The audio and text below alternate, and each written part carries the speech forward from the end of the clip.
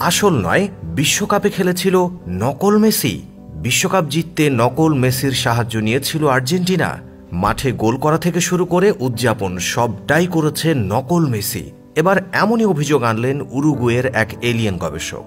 শুধু মেসি নয়, তাদের সন্দেহের তীর ডি মারিয়ার দিকেও। বিশ্বকাপ জিততে নাকি একাধিক ক্লোন করা খেলোয়াড়ের আশ্রয় নিয়েছে আর্জেন্টিনা। এমনকি ফাইনালে এমবাপের ক্লোন নামিয়েছিল ফ্রান্স। এমন দাবি এলিয়েন মানব খ্যাত ওই ব্যক্তির।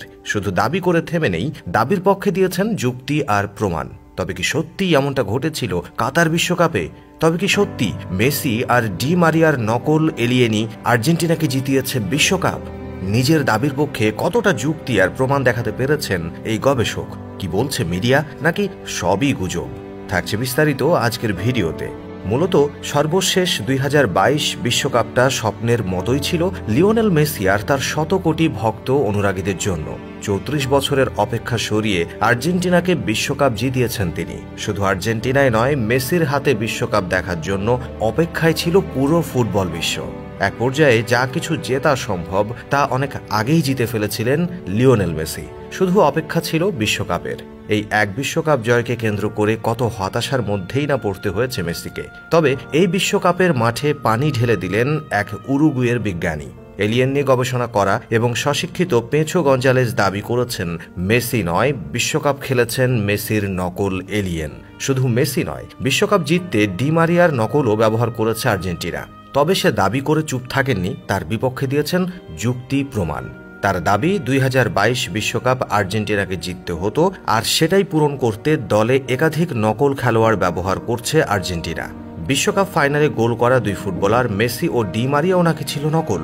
সেটা তিনি কিভাবে বুঝতে পেরেছেন তা জিজ্ঞাসা করায় তিনি উত্তর দেন, মেসির কান উপরের দিকে খাড়া, কিন্তু বিশ্বকাপের মেসির কান ছিল গোল। তবে নকল মেসি মাঠে খেললে আসল মেসি কি করছিল প্রশ্ন করায় কোনো উত্তর দেননি তিনি। আর্জেন্টিনাকে 2022-এর বিশ্বকাপটা কেন জিততে হতো, এর উত্তরটা ছিল আরও বিচিত্র।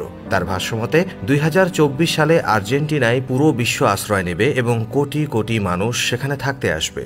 উরুগুয়ের এই এলিয়েন মানব পেঁচো গঞ্জালেজের দাবি, মেসি ও ডি মারিয়ার নকলগুলো একই গ্রুপের সদস্য, যাদের ক্লাস 1 বলে ডাকা হয়। খেলাধুলায় এখন তাদের প্রচুর ব্যবহার রয়েছে, কারণ অন্যদের তুলনায় তাদের গতি অনেক বেশি। শুধু আর্জেন্টিনায় যে নকল ব্যবহার করেছে তাও কিন্তু নয়।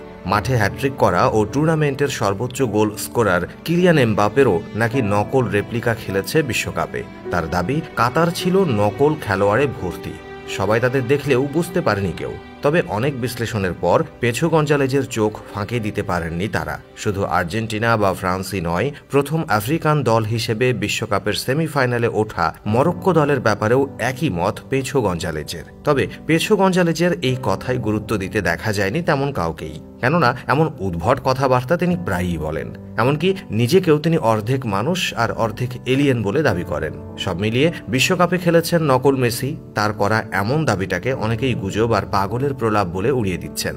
সামনের দিনে মেসি কোপা আমেরিকা জিতলেও পেঁচো গঞ্জালেজ একই দাবি করবেন বলে জানিয়েছেন। তো দর্শক, এই নিয়ে আপনার মন্তব্য কি? পাগলের প্রলাপ নাকি আসলেই যুক্তি টুক্তিগুলো জাতের মনে হচ্ছে? কমেন্টে অবশ্যই জানাবেন। আজ এখানেই বিদায় চাইছি। এতক্ষণ সঙ্গে থাকার জন্য অসংখ্য ধন্যবাদ।